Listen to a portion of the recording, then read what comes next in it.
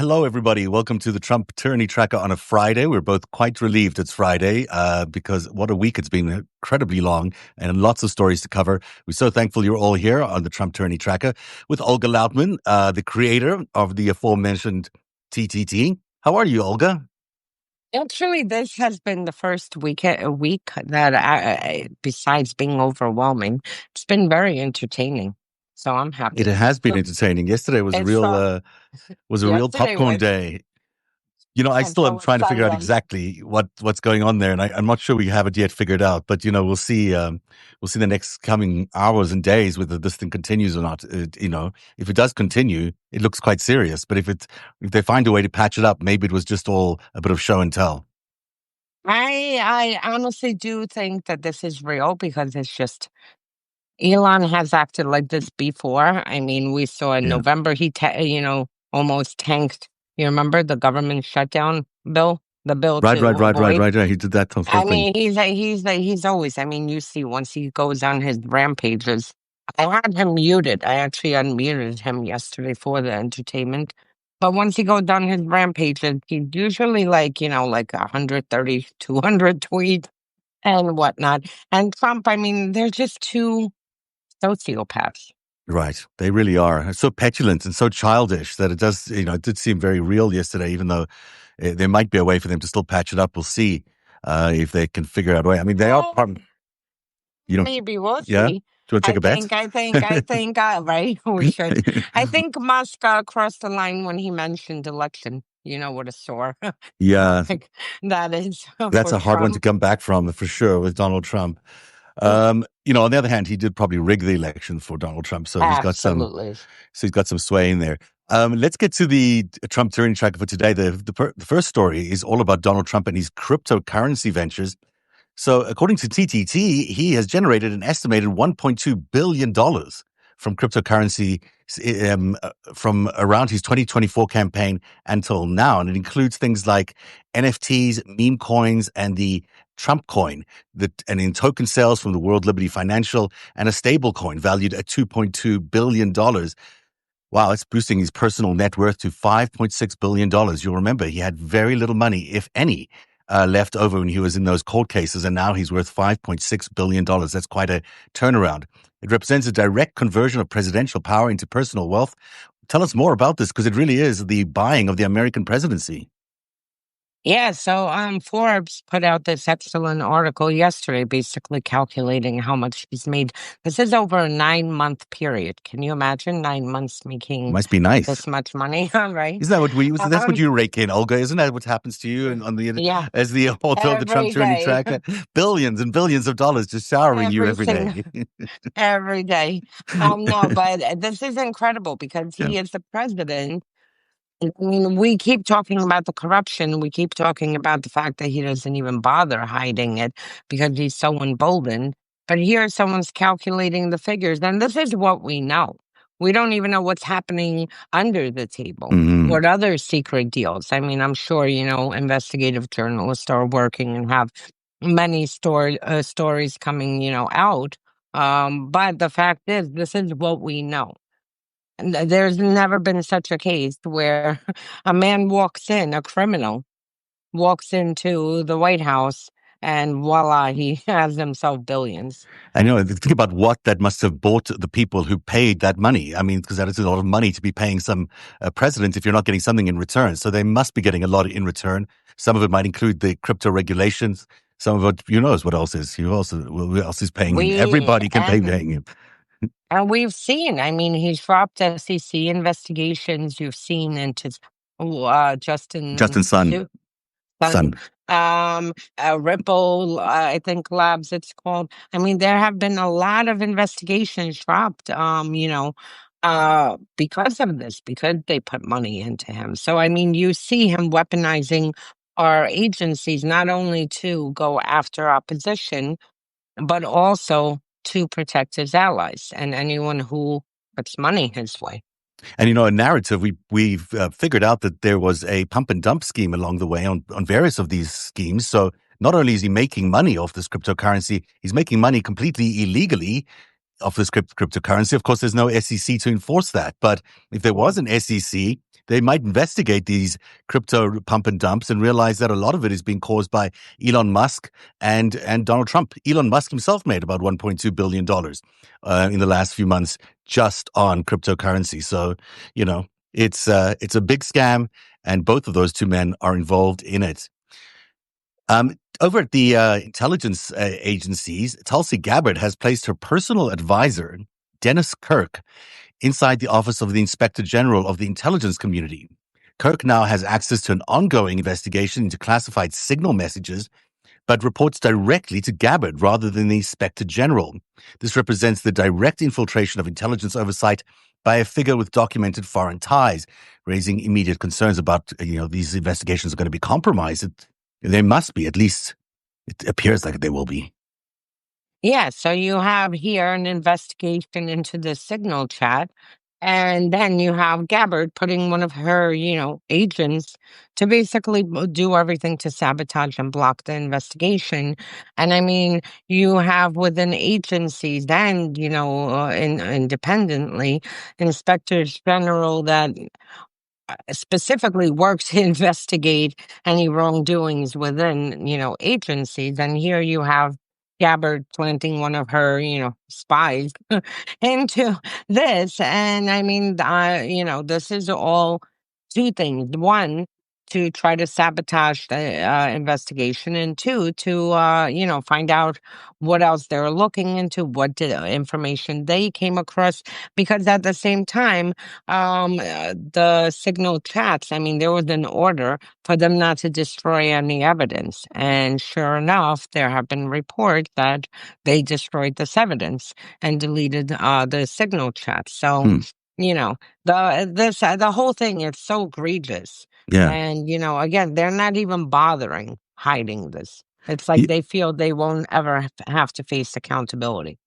And I know this from our conversations about the authoritarian 101 that we're doing with the course that we're doing.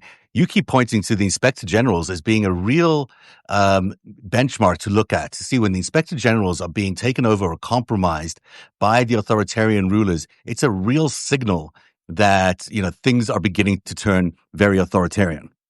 Yeah, absolutely. You have, both the judiciary system, once you start seeing that falling, and at the same time, independent agencies, or people within agencies are tasked with the checks and balances of making sure these agencies are operating correctly, that whistleblowers, are not being threatened and that can come forward easily, and that all the mechanisms are working.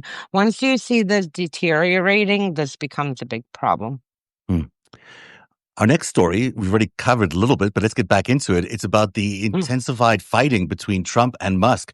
Yesterday, Trump threatened to cancel all federal subsidies and contracts to Elon Musk's companies, including Tesla and SpaceX, potentially costing billions of dollars to the billionaire. Musk briefly threatened to halt SpaceX's Dragon spacecraft program before backing down.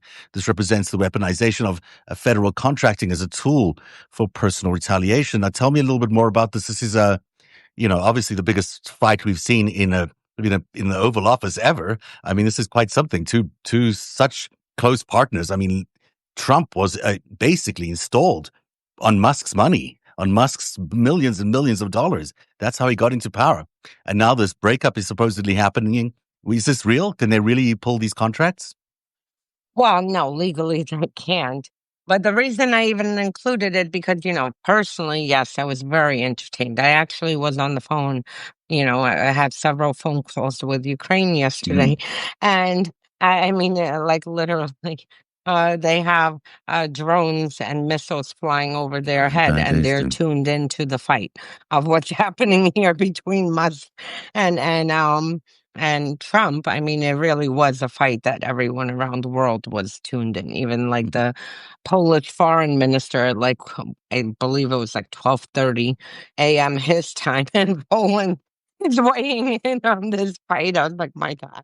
I mean, Medvedev also posted, I think, on Twitter or X yesterday that he was willing to try and negotiate a ceasefire between between the two of them for Starlink shares. He said that's so Yeah. everyone was watching, and it seems to be entertaining the world over. The Yeah. Russian state media, their news wire, literally every single tweet, every single comeback, just like that was the whole news wire filled with it. And normally, like for the tracker, I wouldn't include this fight because frankly it's entertainment but not serious as far as for authoritarian purposes.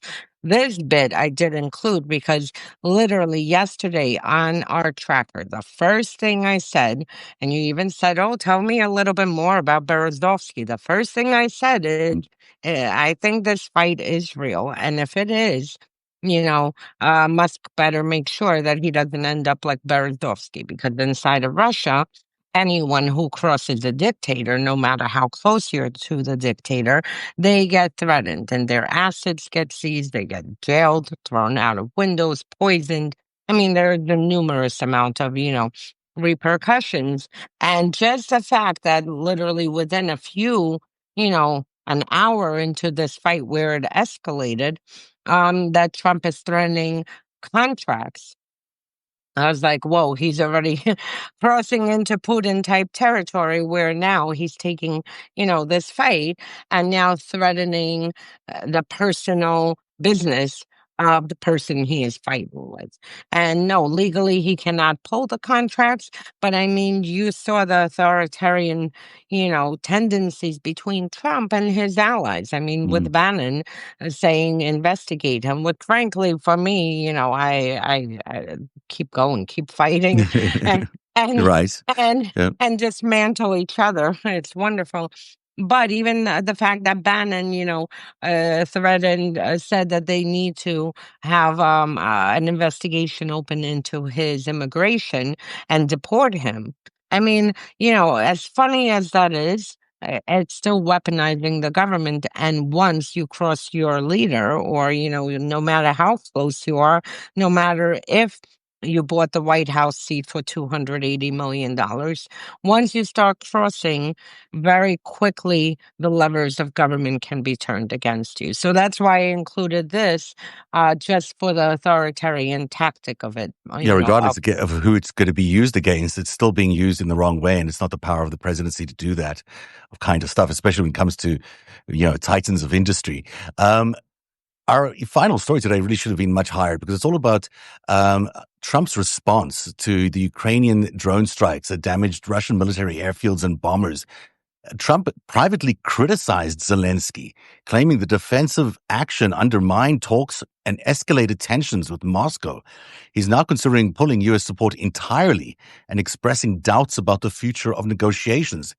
Wow, that's a big turnaround, for him to be doing that, but also how he keeps recasting Russia as the victim here and Ukraine as the perpetrator, when really that's not the narrative.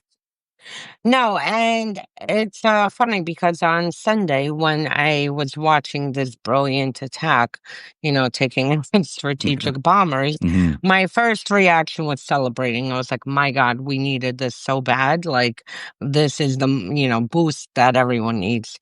My second was I can't wait to see which Russian, defense and security officials fall out a window, because they will be going through some things, after this type of failure of being able to detect this attack.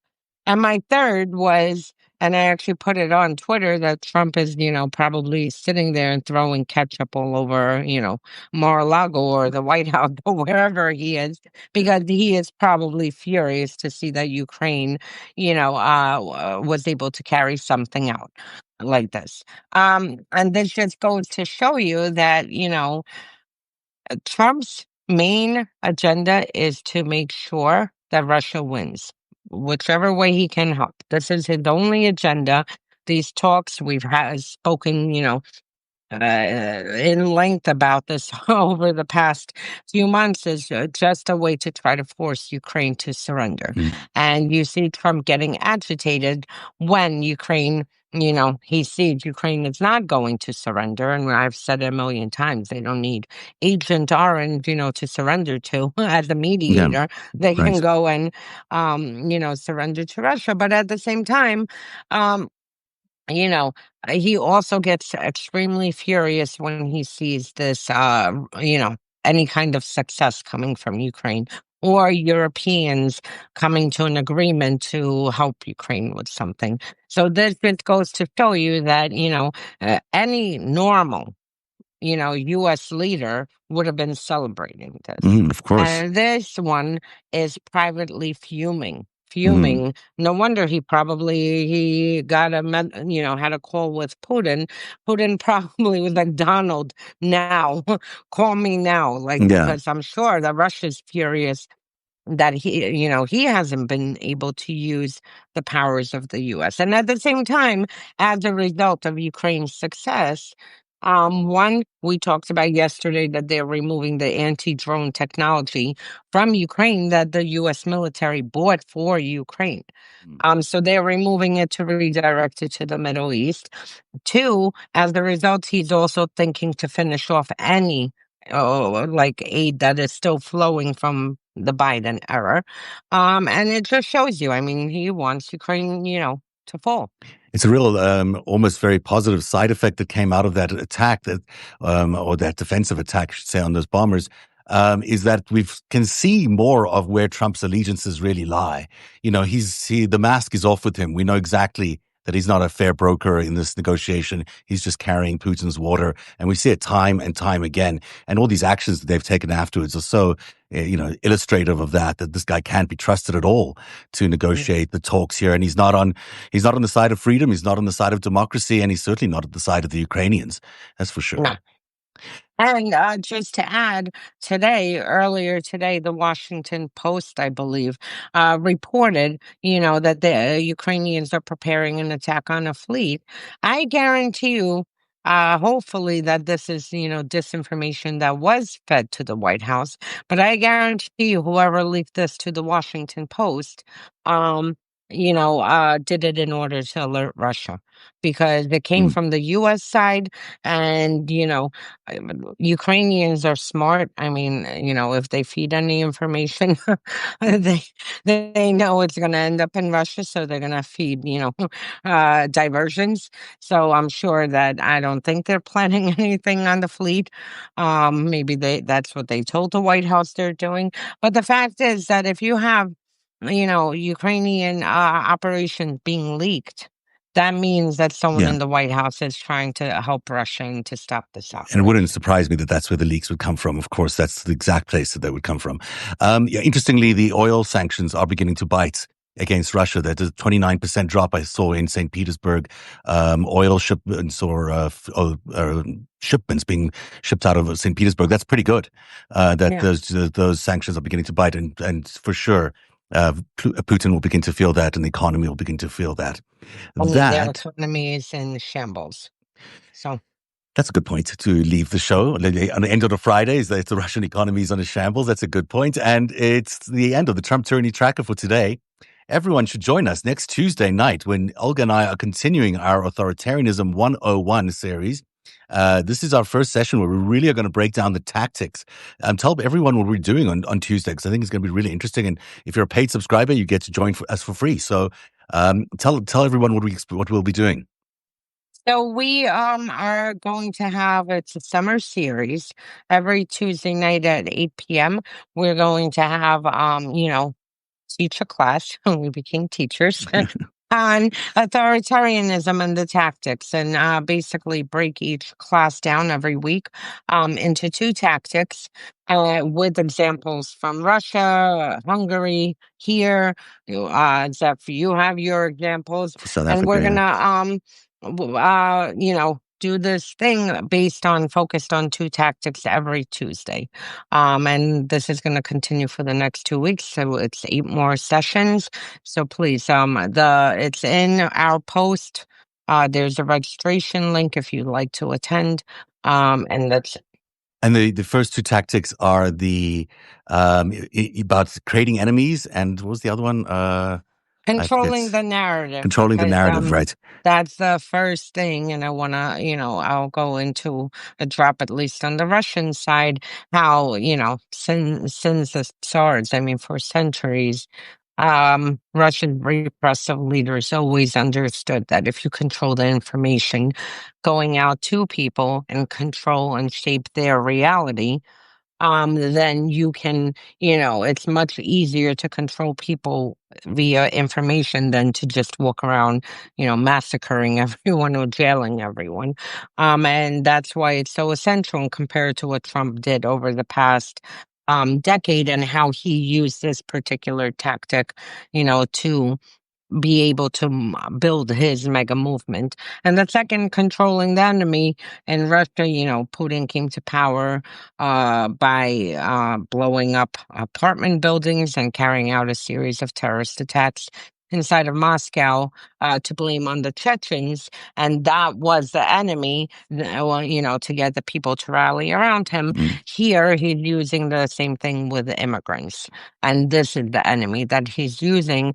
And both times, dictators create enemies in order to be able to, execute emergency powers and to seize power and to solidify power. So we'll be going to those in power. detail with all these examples that we have. Plus, you'll be getting tools, and we're going to be brainstorming some messaging that you can use when you're out there if you need to convince people. But you are going to get a tracking tool as well that you'll be able to identify for yourself where we are on the road to authoritarianism. It's a very interactive, very relaxed course, and we hope you'll join us next Tuesday at 8 p.m. You can find the registration at either narativ.org, narativ.org, or at trumptyrannytracker.substack.com. Thank you very much for being here on this Friday edition of the TTT, and we shall see you again on Monday. Have a great weekend, everybody.